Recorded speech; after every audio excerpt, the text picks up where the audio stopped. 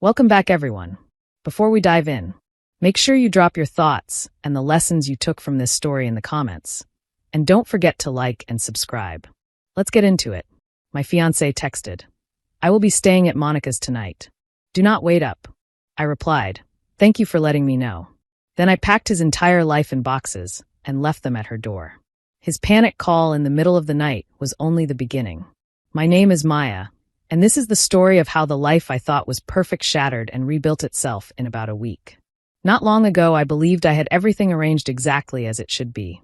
A steady career in software design, a cozy apartment that felt like my sanctuary, and a boyfriend I was sure I would marry. His name was Jalen. For 2 years, Jalen was my world. He had a boyish grin that could soften a hard day and a charm that sneaked up on you. We met one summer through mutual friends at a backyard barbecue. He spent an hour asking about my love for vintage science fiction novels, the way a person does when he wants you to feel like you are the only one in the room. I was completely taken. Our early days were good.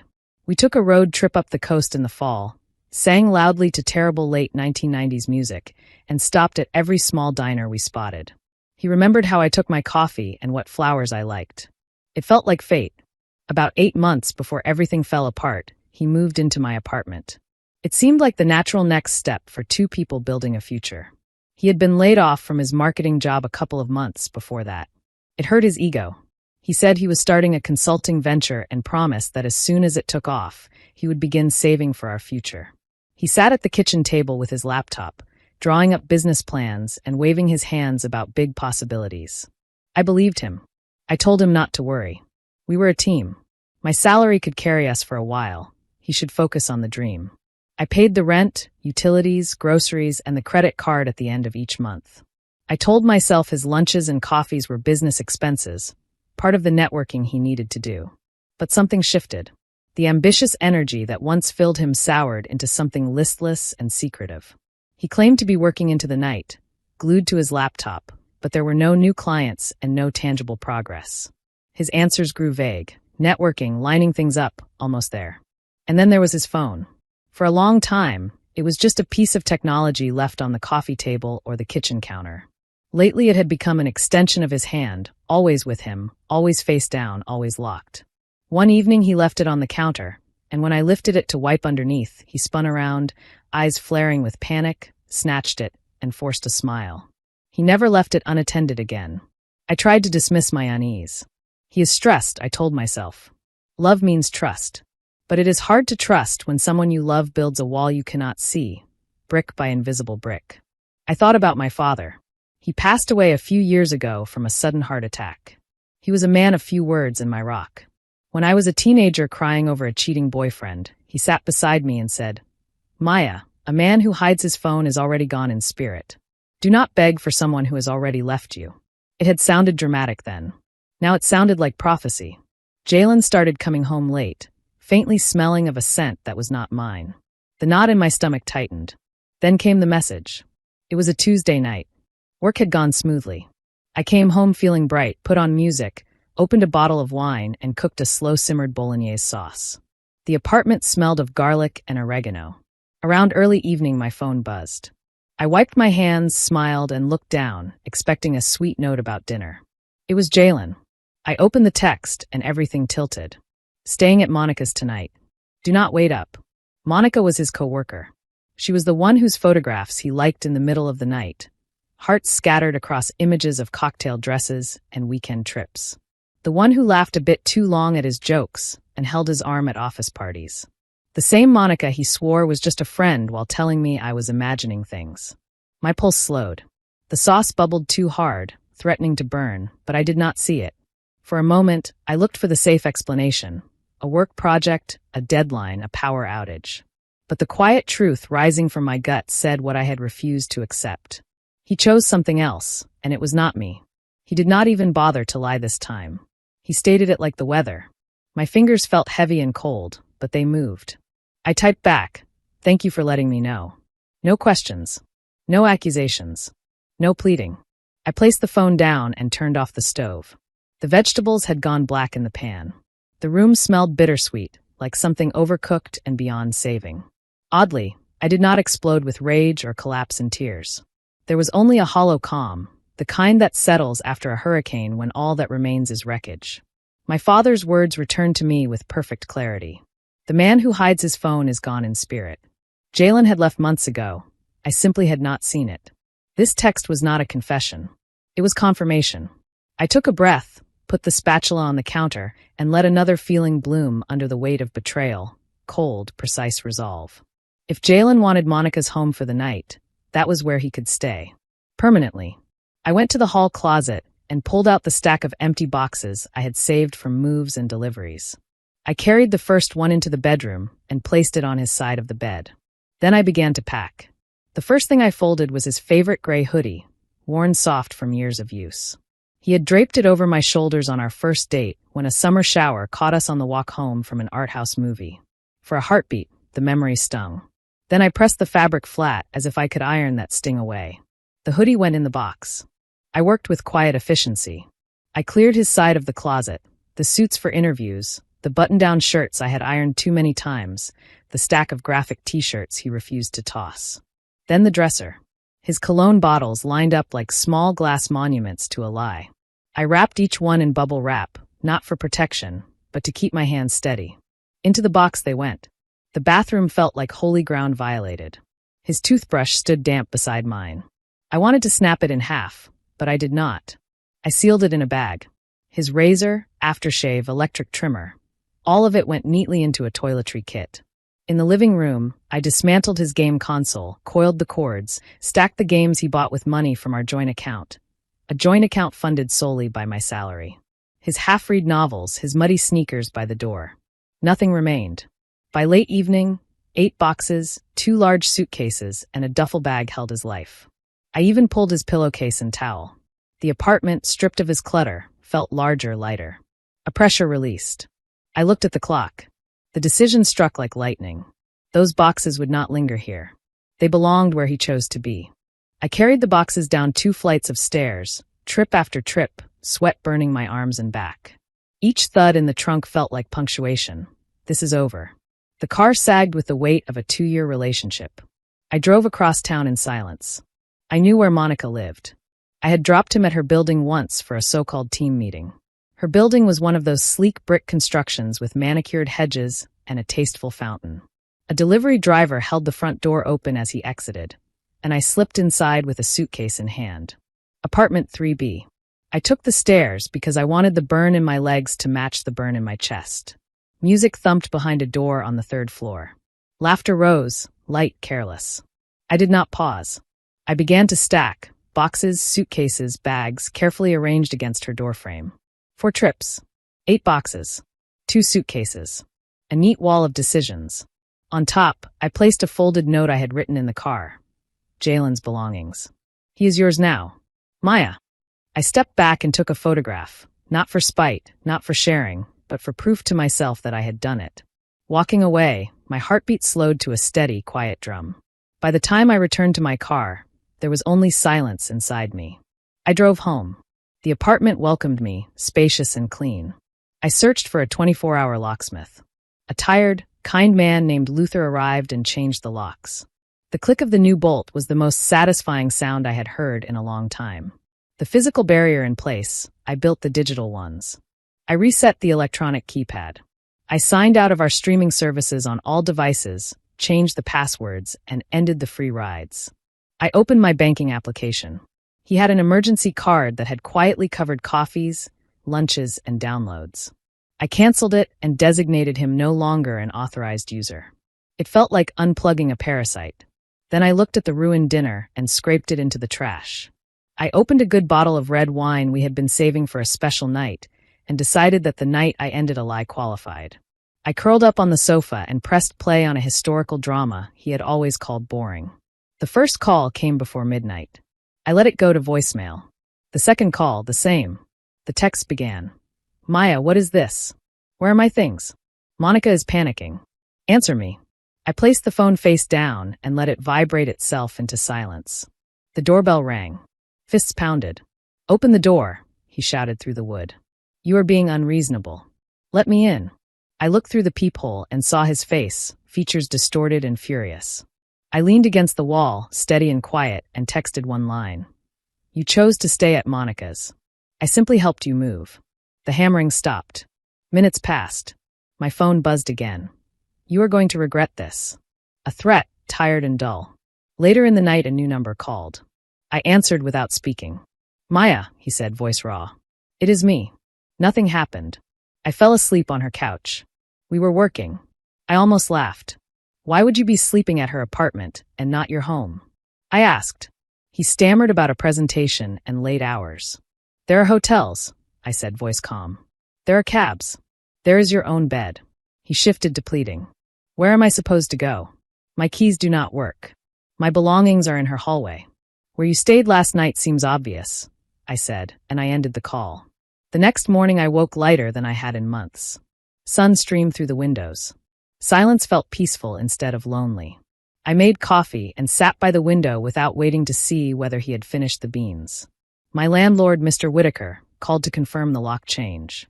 He chuckled that Jalen had shown up at his office early, claiming he had lost his keys and demanding a spare, insisting he was on the lease and had tenants' rights. Ex-boyfriend. I said the word clean as glass.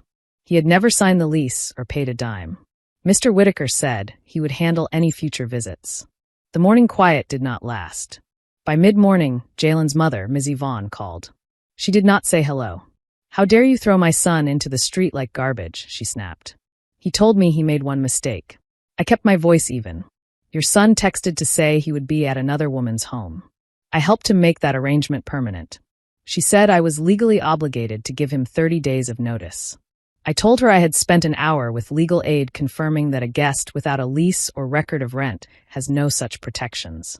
A guest's invitation can be revoked, I said. He is not a tenant. You are heartless, she said. He loves you. He loves what I provide, I replied. A free place to live. A safety net. Someone to tidy up his messes. I am done. She hung up with a trembling breath that sounded like she already knew who her son was and did not want to face it. Then a call from an unknown number. This is Daryl, Monica's boyfriend. Why is there a mountain of some man's belongings at her door? I almost laughed. Ask Monica and Jalen, I said. They have been collaborating for months. He said she told him it was roommate trouble. I cut in.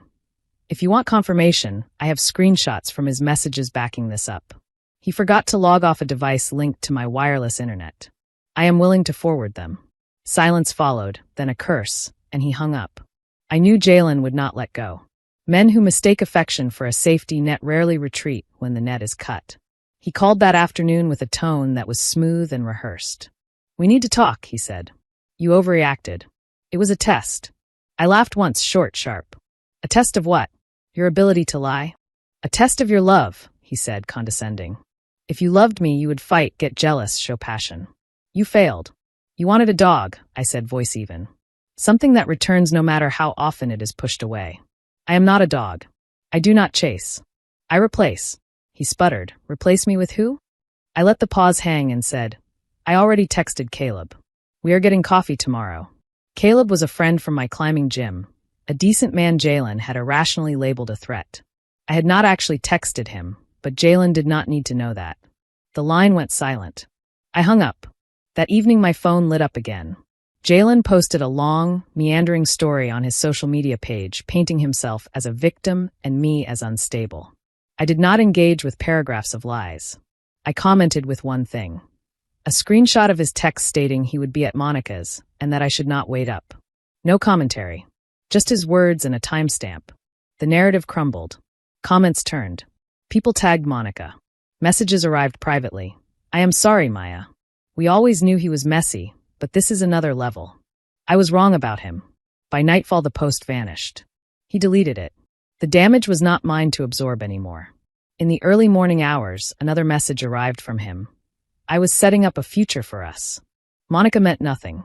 You threw away our future. He was splashing in deep water, grabbing anything within reach. Beneath my ribs a cold certainty settled. He would not go quietly. The next morning brought a fraud alert from my bank. An attempted charge on the canceled card. 10 minutes later, an email from my credit monitoring service. A new inquiry on my report for a credit card application in my name. My blood went cold. He had my personal information from when we shared a life. Now he was trying to open credit as me. I called the bank's fraud department. A calm, professional woman named Maria canceled the application and placed a high-security freeze on my accounts. Then I called the non-emergency police line and filed a report for attempted identity theft, emailing the detective my documentation. "This is a felony," he said. "Would you like to press charges?" I said I would think about it, though inside the answer was forming, steady, and inevitable. Midday brought a notification. "Mr. Langston, senior manager at the firm, has viewed your profile." Jalen had listed me as his emergency contact at work, which is how his boss found me. A message followed.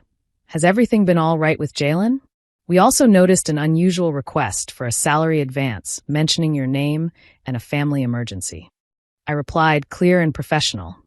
"We broke up 2 days ago due to his infidelity. There is no family emergency. I did not authorize my name to be used. You may wish to speak with his coworker Monica." "Thank you for your candor," Mr. Langston replied. "We have a strict non-fraternization policy within departments to avoid exactly these complications." By late afternoon, Jalen called from an unknown number, his voice cracking with fury. "You got me fired." "You got yourself fired," I said. "You violated your company's rules and lied to your boss." I answered a direct question with the truth. "We were not dating," he said. "It was a mistake." "Your boss seems to disagree," I said. "So does her boyfriend." I imagine the pile of your belongings at her door did not help. He descended into curses and ended the call. That evening, Ms. Yvonne called again, softer now. "Please do not press charges. He has lost his job. He has nothing. Think of his future." I looked around my living room, serene in mine. "He tried to ruin my credit and open lines of debt in my name," I said. "He did not think of my future. He made these choices. He will live with them." She sobbed and hung up. I knew he would try one more act. The cornered boy in a man's body would take a last swing. That came on Saturday afternoon. A U-Haul truck rumbled to a crooked stop in front of my building. I peered through the blinds and saw Jalen climb out with 2 cousins, Quentin and Marlon, big men with more biceps than care for details. They swaggered like a small parade. My heart did not race, it steadied. I texted a group chat with my brother Jordan and my best friend Tiffany. Code red. "Moving truck here." They both lived nearby. 2 instant thumbs-up replies. I cracked the door and watched. Marlon was already at my lock with a screwdriver. Quentin dragged my patio chairs toward the truck. Jalen stood on the sidewalk, arms folded in smug expectation, as if this were already won. Then the door opened wider and Jordan stepped out beside me. He is broad-shouldered, a former college wrestler with a presence that could still a room. Tiffany appeared on my other side, phone out, recording. "Good afternoon," Jordan said, voice calm and cold. "You planning to rob my sister in daylight?" Marlon's screwdriver clattered to the mat. Quentin set the chairs down like they were hot. Jalen puffed up.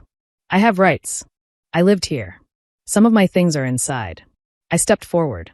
"Every last one of your belongings was delivered to Monica's door a week ago. I have photographs. You have no property here. You are trespassing. It does not matter. My mail still comes here. I lived here for months. I am moving back in," he blustered. Tiffany lifted her phone. "Do you mean breaking and entering?" she asked pleasantly. "Because that is what trying to force a lock is called. Please smile for the camera." A familiar voice floated from the sidewalk. "Is there a problem here?" It was Officer Carter, my father's old friend, in uniform. I had given him a heads up earlier that day in case things turned ugly. He flashed his badge, though we all knew who he was. "Care to explain why you are attempting a burglary?" Quentin and Marlon paled. They muttered about being misinformed, then backed toward the truck. Jalen's confident pose crumpled into desperation. "Maya," he pleaded, voice high and tight as his backup retreated. "Do not do this to me. I have nowhere else to go. My mother kicked me out. I have been sleeping in my car." I folded my arms. "You did this to yourself. Every choice led to this door." "But you love me," he shouted, as if love were a lever he could force with volume. "No," I said. "I loved the person I thought you were. That person was a story you told." Officer Carter stepped closer, hand resting on his duty belt. "Jalen Thomas," he said, voice all business. "We have a report for attempted identity theft in your name. We can add trespassing and attempted breaking and entering if you would like." Jalen's eyes darted from Jordan's stare to Tiffany's camera to the badge glinting in the sunlight. He turned to run toward the truck, but his cousins had already driven off, leaving him alone in the street. Officer Carter caught his arm, and Jalen sagged, empty to fight. As he was led toward the patrol car, he twisted to look at me. "You will regret this," he spat. "You will regret losing me." I stood in the doorway of my home and said, steady and clear, "No, Jalen. The only thing I regret is ever letting you in." The truck disappeared. The patrol car followed. The late afternoon quiet closed around the building like a clean page. I stood in my entryway breathing the free air of my own living room and felt, for the first time in months, entirely steady. The week that followed his arrest was calm in a way that felt almost sacred. It was the air after a storm. The apartment, once heavy with his presence, felt light. Sunlight seemed warmer. Silence, which had been suffocating, turned gentle and kind. Sunday morning, I brewed a full pot of coffee just for me without wondering who had emptied the bag. I sat in my favorite armchair, the one he buried in jackets, and read uninterrupted for hours. That afternoon, I rearranged the furniture as a ritual of reclamation. I slid the sofa to another wall, shifted the bookshelf, and allowed the space to breathe. I played the quiet, thoughtful music he always dismissed. That night, I stretched diagonally across my bed simply because I could. Freedom, I learned, is not loud. It is the soft click of a door that opens only for you. Echoes remained. Ms. Yvonne left a few more voice messages that swung from begging to blame. I listened to the first and then stopped. That account was closed. I blocked her number, his cousins, and anyone tied to his chaos. The boundary felt like a soft, firm wall padded with peace. A few days later, Caleb, the friend from the climbing gym, texted. I had sent him a message after that phone call with Jalen to apologize for dragging his name into the mess. He had been gracious and kind. Now he wrote, "I hope things have calmed down. Would you like to get coffee this week? No pressure."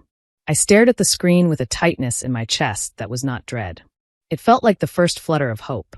Part of me wanted to say no and retreat into the safety of the quiet I had built.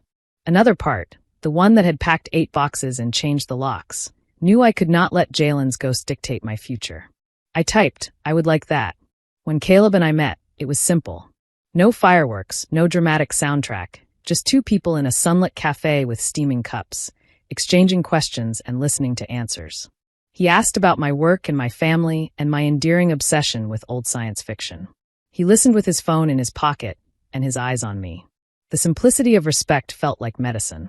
We kept it slow, coffee, a walk in the park, a session at the climbing gym where he showed me a new technique with patience and encouragement. Brick by brick, I began to believe again, not in fantasies but in real partnership built on steadiness and honesty. I did not need someone to carry me or to be carried. I wanted a person who would walk beside me with a shared pace. One quiet evening I stood at my front door, the same door Jalen had pounded with his fists. The wood is smooth now, painted a cheerful shade of blue. I placed my palm against it and felt nothing but calm. My father's words echoed, not as warning but as wisdom fulfilled. When someone shows you who they are, believe them. Jalen showed me. I finally believed.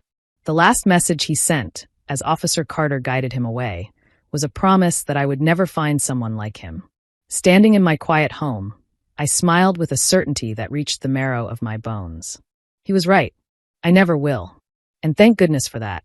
If you enjoyed this story, please like, comment, and share this video with your friends. Subscribe and turn on the notification bell so you never miss a powerful story drop.